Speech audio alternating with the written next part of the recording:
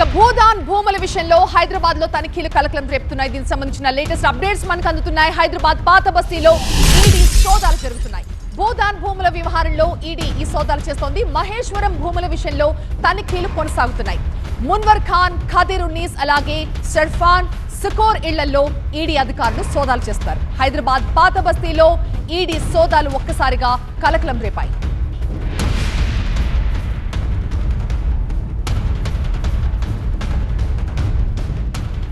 మా ప్రతినిధి ప్రణీత ప్రస్తుతం మనకి ఓల్డ్ సిటీ నుంచి లైవ్ లో అందుబాటులో ఉన్నారు. ప్రణీత, మార్నింగ్ నుంచి జరుగుతున్న ఈ సోదాల్లో ఏం దొరికాయి ఇప్పటి వరకు?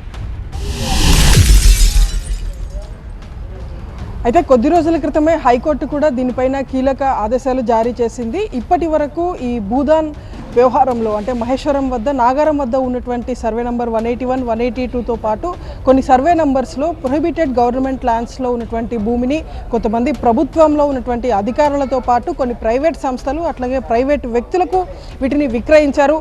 సో ఈ మొత్తం వ్యవహారం పైన గత 2 సంవత్సరాల నుండి కూడా కేసు నడుస్తూనే ఉంది. ఒకవైపు మహేశ్వరం పోలీసులు స్థానికంగా దీని మీద ఎఫ్ఐఆర్ చేస్తే ఆ ఎఫ్ఐఆర్ని బేస్ చేసుకొని ఈడీకి కూడా కంప్లైంట్ చేశారు. ఈడీ కూడా సైమల్టేనియస్గా దర్యాప్తు చేస్తుంది. సో ఈరోజు ప్రజెంట్ ఓల్డ్ సిటీలో మనం ఉన్నటువంటి ప్లేస్ ఇది. సో ఈ మొత్తం ల్యాండ్స్కి సంబంధించినటువంటి సేల్ డీడ్స్ తయారు చేసినటువంటి వ్యక్తి ఇంటిపైన ఈరోజు ఈడీ అధికారులు ఈ రైడ్స్ని చేస్తున్నారు. ఖాదర్ ఉన్నీసాతో పాటు సర్ఫరాజ్ ఇద్దరి ఇళ్ల పైన కూడా ఇవాళ ఉదయం నుండి ఏకకాలంలో ఈడీ అధికారులు ఈ రైడ్స్ని కొనసాగిస్తున్నారు. అయితే 2005లో తమకి ఉండాల్సినటువంటి భూమిని ప్రైవేట్ వ్యక్తులకు విక్రయించారు అనేటువంటి నేపథ్యంతో 2023లో ఒక వ్యక్తి, ఈ మెయిన్ ఓనర్ ఎవరైతే ఉన్నారో అతడు మహేశ్వరం పోలీసులకు కంప్లైంట్ చేయడంతో మహేశ్వరం పోలీసులు దీని మీద ఎఫ్ఐఆర్ నమోదు చేశారు.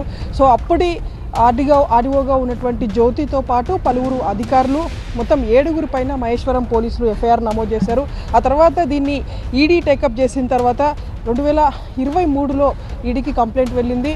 2024 అక్టోబర్, నవంబర్, డిసెంబర్ ఈ 3 నెలల్లో మొత్తం ఈ భూదాన్ భూముల వ్యవహారానికి సంబంధించి మాజీ రంగారెడ్డి కలెక్టర్గా ఉన్నటువంటి అమోయ్ కుమార్తో పాటు రెవెన్యూ అధికారులు అట్లాగే కొంతమంది ప్రైవేట్ కంపెనీలకు సంబంధించినటువంటి వ్యక్తులు అట్లాగే గతంలో బీఆర్ఎస్ ఎమ్మెల్యేలుగా ఉన్నటువంటి ఇద్దరిని కూడా ఈడీ నోటీసులు ఇచ్చి వాళ్ళందరినీ కూడా విచారించింది. సో ఆ తర్వాత లేటెస్ట్ డెవలప్మెంట్ ఏంటంటే హైకోర్టులో కూడా దీనికి సంబంధించినటువంటి కేసులు పడ్డాయి.